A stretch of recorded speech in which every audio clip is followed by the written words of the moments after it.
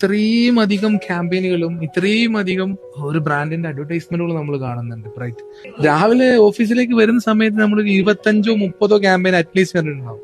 In hoarding ആയിട്ടും റേഡിയോയിലായിട്ടും. നമ്മളോട് ആരോട് ചോദിച്ചു കഴിഞ്ഞാൽ റൈറ്റ് നോ ഈ വീഡിയോ കാണുന്ന ഒരാളായി പോലും ഇപ്പൊ ഈ വീഡിയോ കണ്ടു കഴിഞ്ഞാൽ അടുത്തൊരു വീഡിയോ, ലാസ്റ്റ് കണ്ട വീഡിയോ പറയാൻ പറ്റില്ല.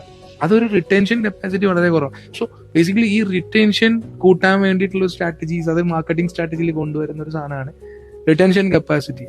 നമ്മൾ പറഞ്ഞാൽ ഞാൻ വീട്ടിൽ നിന്ന് ഇറങ്ങുമ്പോൾ എനിക്ക് ഓഡിങ്ങിലും കാണണം, എന്റെ റേഡിയോയിലും കേൾക്കണം, എന്റെ ഫോണിൽ വരും അതും കാണണം, ടിവിയിലും കാണണം, യൂട്യൂബിൽ കയറിയാലും കാണണം. ബേസിക്കലി ഞാൻ സെർച്ച് എഞ്ചിൻ സെർച്ച് ചെയ്യുമ്പോഴും കാണണം. This is the important thing. Like ഒരു പെർഫോമൻസ് മാർക്കറ്റിംഗ് ഏജൻസിന്റെ കംപ്ലീറ്റ് സക്സസ് എന്ന് പറഞ്ഞ ഒരു 360 ഡിഗ്രിയിൽ നിങ്ങളുടെ ബ്രാൻഡിനെ എവിടേക്ക് പൊസിഷൻ ചെയ്യാൻ പറ്റും എന്നുള്ള കമ്മ്യൂണിക്കേഷൻസ് ബിൽഡ് ചെയ്യുന്നതും അത് പൊസിഷനിങ് സ്ട്രാറ്റജി ബിൽഡ് ചെയ്യുന്നതും കൂടി അതിൽ ഇമ്പോർട്ടൻറ്റ് ആണ്.